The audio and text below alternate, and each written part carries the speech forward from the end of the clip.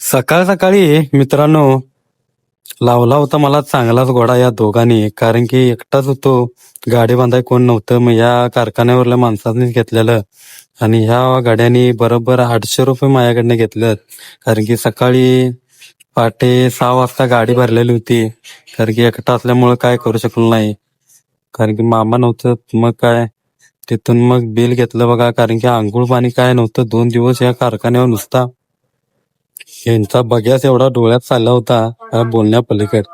Bill घेऊन मग निघलो. मग काय कारखान्याच्या कॅन्टीनवर नेहमीप्रमाणे कुठल्या बी कारखान्याला जावा कटवाडा ह्यो सांगायचाच, कारण की दुसरं काय चांगलं मिळत नाही हो. कटवाडा खाय मग चालू केलं, कारण की आपण कसं आहे, कोल्हापूरकर आहे. कटवाडा म्हणजे कट पाहिजेच हो.